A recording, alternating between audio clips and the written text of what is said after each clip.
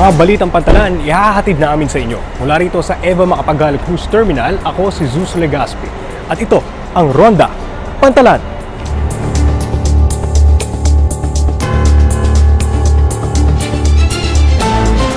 Kahusayan ng Philippine Ports Authority sa pangangasiwa ng mga empleyado nito, target na may pakita ng ahensya sa publiko. Pakikipag-ugnayan ng PPA sa ibang government agencies, lalong pinaigting. At mga pakulo ng iba't ibang port management offices ng PPA nitong Valentine's Day. Alamin!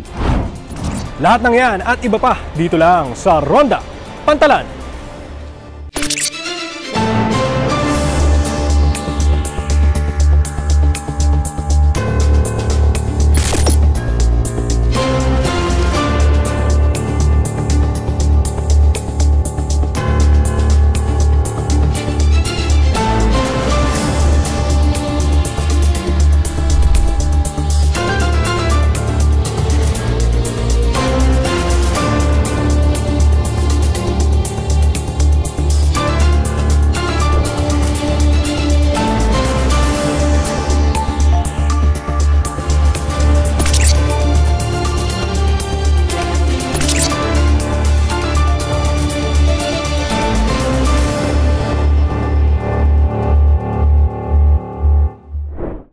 Pinahayag ni Philippine Ports Authority General Manager Jay Santiago na target ng ahensya ang maging ehemplo sa meritocracy at transparency sa panlilbihan sa gobyerno. Alamin ang detalye sa Balitang Pantalan ni Jel Manalo. We have to show that yung goal ng civil service ultimately under the CSE's mandate, which is to professionalize the government service based on meritocracy, based on transparency, it is achievable. And that PPA is one of the model agencies na kayang ma-achieve ito. Ito ang sinabi ni Philippine Ports Authority General Manager Jay Santiago sa isang pagtitipon ng mga delegado mula sa PPA at Civil Service Commission nitong Martes, February 11. Ang naging pagtitipon na ito na ginanap sa head office ng PPA sa Maynila ay bilang panimula sa assessment o pagtataya ng CSC sa proseso ng PPA sa Human Resource Management na bahagi ng Program to Institutionalize Meritocracy and Excellence in Human Resource Management o PRIME HRM. Kabilang din ng PPA sa sought-after government agencies ayon sa Employee Job Happiness Index 2024 ng JobStreet by SEEK. Ayon sa Human Resource Management Department ng ahensya, ito ay dahil sa pag-aalok ng PPA ng iba't ibang klase ng leaves, mga incentive o bonus at sari-saring benefits para sa mga empleyado nito. Nagtagal ang assessment ng CSC sa head office ng PPA hanggang Huwebes, February 13. Jel Manalo para sa PPA TV. Samantala, tuloy-tuloy naman ang pakikipag-ugnayan ng Philippine Ports Authority sa iba't ibang mga ahensya ng gobyerno para mapanatili ang kaligtasan ng publiko. Sa pantalan ng Ozamis, nagsagawa ang Philippine Drug Enforcement Agency ng random K9 paneling at profiling interdiction operation nitong Martes, February 11. Sa operasyon na ito, sinusuri ng K9 working dogs ang mga bagahe ng mga pasahero pati na mga nakatigil na mga kargamento sa transit shed at yarda ng pantalan. Ayon sa Port Management Office ng Misamis Occidental, Ozamis, walang natagpo ang iligal na kagamitan ang PIDEA sa pag-iinspeksyon nito. Bahagi umano ang random K9 inspection ng PIDEA sa pagpapanatiling drug-free ng mga pantalan sa Northern Mindanao. Samantala, kaligtasan naman ng mga migrante at marino ang isa sa mga sentro ng diskusyon sa pagitan ng PPA at Department of Migrant Workers sa kanilang naging pagpupulong sa PMO Davao nito ring Martes. Natalakay sa meeting ang mga maaaring hakbang na gawin ng dalawang ahensya bilang pagtugon at pagpigil sa mga kaso ng illegal recruitment at pagproseso ng abandonment proceedings. Pumirma rin ang PMO Davao at DMW ng isang Memorandum of Commitment para selyuhan ang pagtutulungan ng mga ahensya sa pagprotekta sa mga manggagawang Pilipino laban sa mga mapanlinlang na gawain sa larangan ng pangingibang bansa. Salamat po!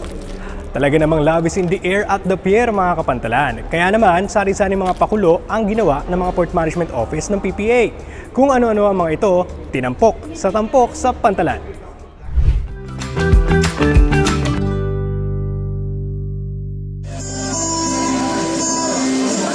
Sari-saring gimmick at pagpapakilig ang inihanda ng iba't ibang Port Management Office sa mga pasahero at port users nitong Biyernes, araw ng mga puso. Ang PMO Surigao, hinarana ang kanilang mga pasahero. Namigay din sila ng mga bulaklak at tsokolate. Ang PMO NCR North, nag-set up ng makulay na photo booth. Namigay din sila ng mga soap flower rose at mamon bilang giveaways sa mga pasahero. Kakaiba naman ang gimmick ng PMO Misamis Oriental Cagayan de Oro kung saan nagpa-trivia challenge sila sa mga pasahero. Unsa ang pinaka-romantic nga kanta para nimo? Nagpa-singing contest naman sa loob ng pantalan ang PMO Negros Occidental Banago Bredco. Ang PMO Negros Oriental Siquijor nag-set up din ng photo booth for picture taking. Dagdag mo pa ang pamimigay nila ng mga tsokolate sa mga pasahero. May pa-photo booth din sa PMO NCR South at pag-giveaways na heart-shaped balloons sa admin building at sa MICT. Ang PMO Zamboanga del Norte namigay din ng mga candies na may nakalakip na mga hugot lines. Hindi din nagpahuli ang PMO Lanao del Norte Iligan, PMO Zamboanga, PMO Agusan, at PMO Leyte Biliran, kung saan namahagi sila ng mga Valentine goodies sa mga pasahero. Naging mainit din ang pagsalubong ng PMO Bohol sa mga pasahero sa pamamagitan ng pagbibigay ng mga tsokolate, rosas at mga lobo. Nagpasaya din ng mga pasahero ang PMO Masbate sa idinaos nilang programa.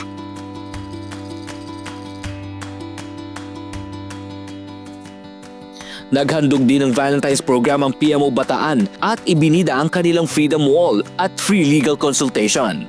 Samantala sa PMO Northern Luzon, nagpa-Zumba para sa mga empleyado. Bukod dito, naglunsad din sila ng cleanup drive sa Port Access Road. Kakaiba naman ang pagdiriwang ng PMO Palawan matapos silang makilahok sa annual Love Affair with Nature. Isang life insurance seminar naman para sa empleyado ang isinagawa ng PMO Marquez. Damang-dama talaga ang Pantalove sa mga pantalan sa buong Pilipinas. At ang regalo na ito ng ating mga Port Management Office, tunay nga namang may kaakibat na pagmamahal,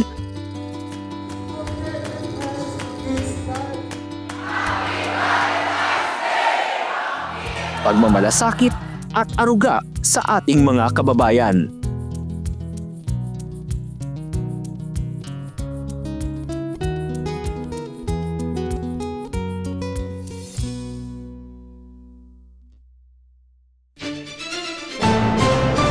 Napangiti naman ng mga empleyado ng Philippine Ports Authority ang mga estudyante mula sa Manila Science High School.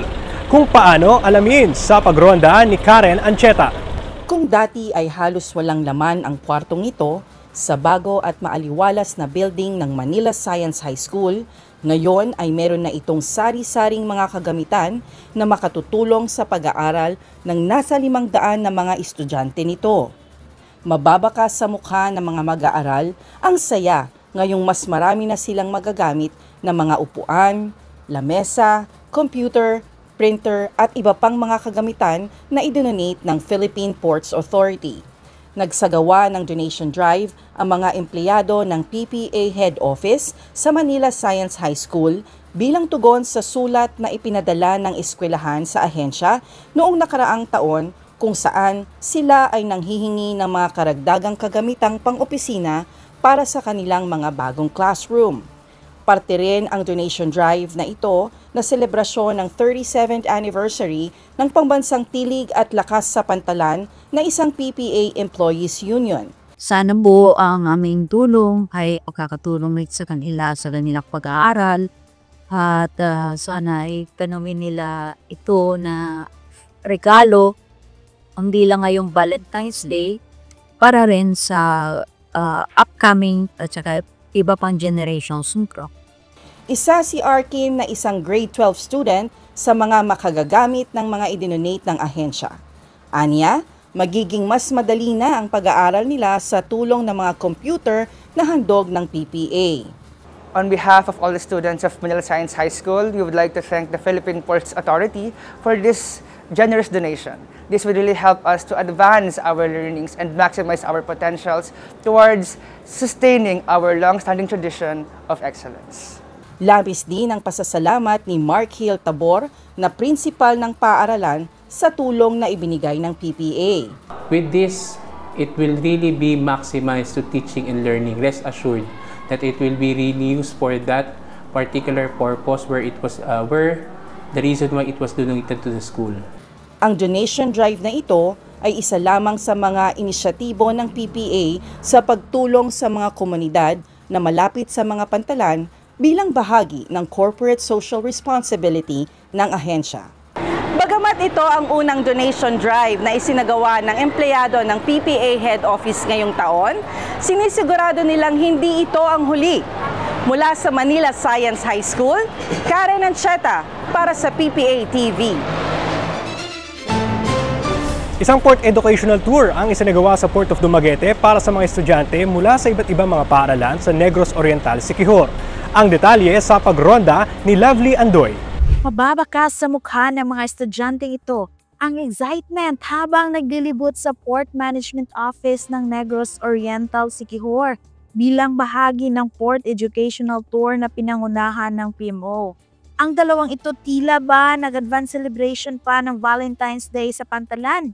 Ang Port Educational Tour na dinaluhan ng mga on-the-job trainees mula sa iba't ibang katuwang at universidad ng PMO Negros Oriental, Siquijor ay nagsilbing paraan para makita ng mga estudyante ang operasyon ng pantalan at ang mahalagang papel nito sa ekonomiya, turismo at kalakalan ng bansa.